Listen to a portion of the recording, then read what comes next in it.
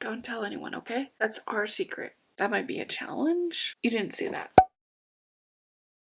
Hi friend! So today I got the opportunity to go to a library sale, and today was their bag sale, so you could fill a bag for $3, $5, or $10, and apparently this bag counted as a $3 bag. So I got a bunch of stuff for $3. So I just wanted to show you guys because it's pretty dang cool. One of the things I found, I really hope we can get a decent look with the camera because sometimes you can't, it's hard to see, was a PG Woodhouse, which is for my husband. I was so excited to find this because like he's always asking me to look out for them, and so every time like I randomly see it in mounds and mounds and mounds of books, I get so excited. And I don't think he actually has this one, or at least he's pretending he doesn't have this. This one's called Joy in the Morning, and it's a PG Woodhouse. I love the art on this, but yeah, this one's going to my husband. So this one is called Sin in the Second City, Madams, Ministers, Playboys, and the Battle for America's Soul. And I just was like, yes please. I love history books that are actually interesting, if that makes sense. And so I definitely was excited to see that. And then I got One Sip at a Time, Learning to Live in Provence, which is written by a couple. I love the guy on the bike. So cute. Then I got, it says $4, but it was part of the bag sale, so it wasn't actually $4. The Shadow in the Glass, which is just a retelling of Cinderella. And I really enjoy retellings of princess books. I'm finding more and more. I also got, so this is Eleven Thumps and the Gateway to Fu. And this is the first book. I also got book 2. Let's see if I can find that, because then I can just talk about it. Okay, anyway, you're gonna see another one of these. When I was in middle school, I was having a really rough time, and I remember starting this series, and for some reason, it really helps me get out of a lot of really negative things. I just have like fond memories of this series. So I got book 1 and I also got book 2 because I don't actually have copies of them. When we moved across the country, I ended up giving that series away. And I didn't think about it because I'm like, oh, I'm probably not going to read it again. But then I realized like recently, no, that series really did help me when I needed some help. I definitely want a copy of the series. Things just shifted around, so I have to be more careful. I got The Raven Boys, which is the first book in the Raven cycle. I actually have not read this. Is it like a trilogy or something? There's this series and then another series that are like different things in the same world, I believe. And I just haven't read this one yet. So there's that. I also got, again, this says $5 on it, but I got it in the bag sale, so it wasn't actually $5. And it's one of Shel Silverstein's books. And I really appreciate Shel Silverstein. So I'm really excited I found this because this one is harder to find in like used spaces. So I'm really excited for this.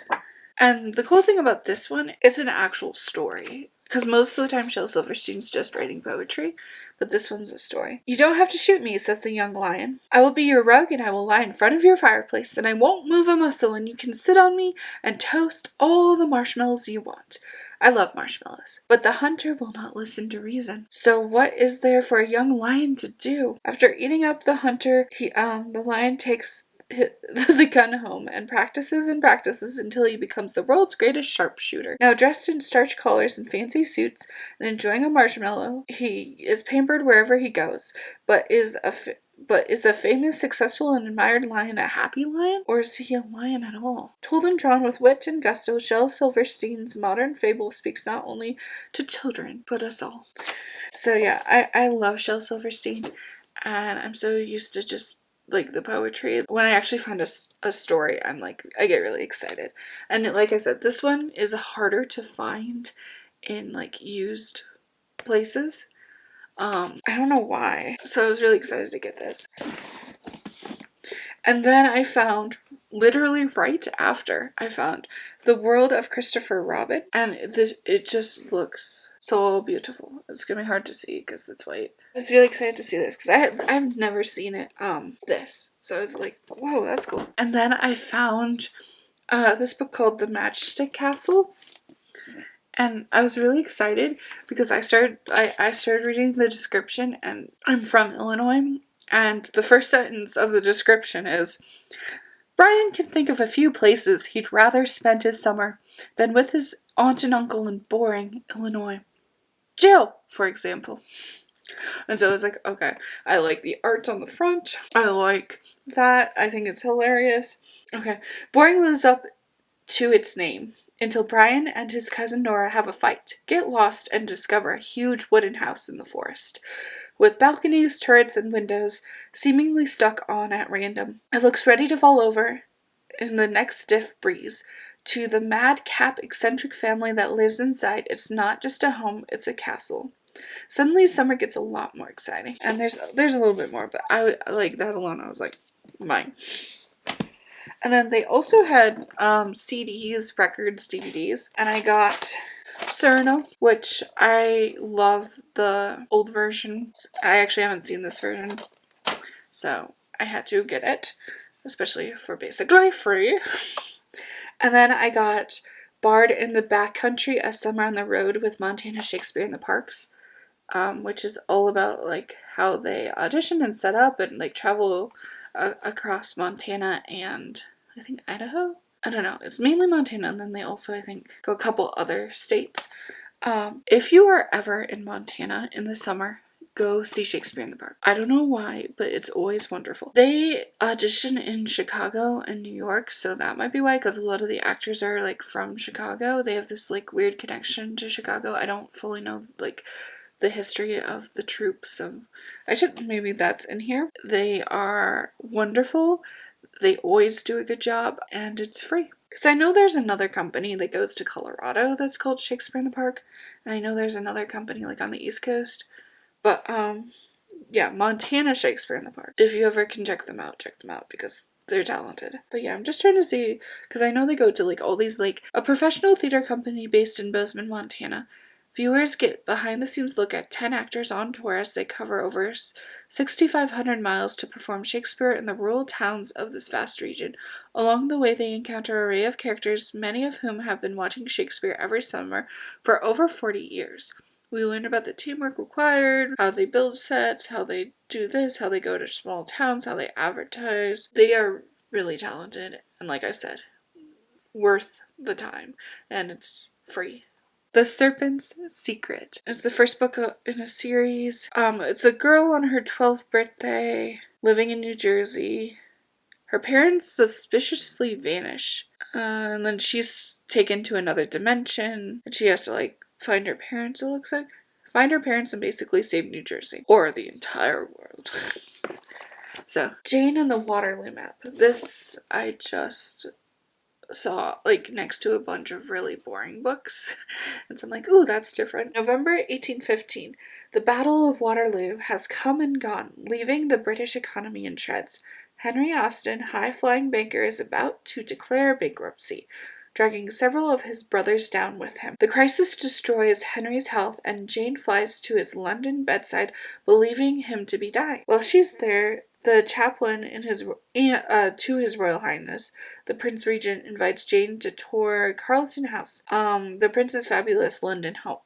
But her visit takes a startling turn when Jane stumbles upon a body sprawled on the carpet in the Regent's library. The dying man utters a single failing phrase: Waterloo Map, sending Jane on the hunt for a treasure of incalculable value and a killer of considerable cunning. I just saw it like next to a bunch of like really like bland, boring books, and I was like, ooh, purple, ooh, princess, ooh, mystery. Then I also got How to Fossilize Your Hamster and Other Amazing Experiments for the Armchair Scientist. Again, I'm sorry that some of these are really hard to see. Yeah, anything that has a title like that, I'm going to pick up. Then, like I said, I got the second book of Love and Thumbs. I did get it, it's just for some reason it's not in this bag right now, which is crazy because I just got home, so it should be in the bag, but I had to carry a bunch of stuff in, so it's possible I dropped it. And then we were also getting books for my store. I sell books online, so we were there specifically to get a bunch of books for our store. And so there might be a few books for our store that I might kind of want to read. Don't tell anyone, okay? That's our secret. But yeah, that's the amount of books I was able to get for $3. So here is the dilemma. My husband said I can only keep the books if I can put them on the shelf. This shelf is my TBR shelf. So my husband said I can only keep the books if I can fit them on this shelf. And as you can see, that might be a challenge. So let's see if we can fit them on the shelf, because otherwise I won't even be able to keep these. This one I'm gonna put here because that's an obvious. And it looks like there's room there, so we're gonna put this one there too. Oh, ouch. You didn't see that. Okay. And then this one, I think we can fit it here.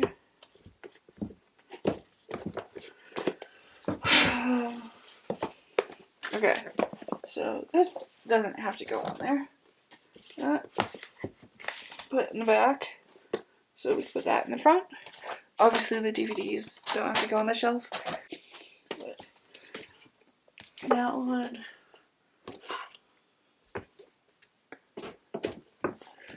This one might be hard. That's it. Or not. There.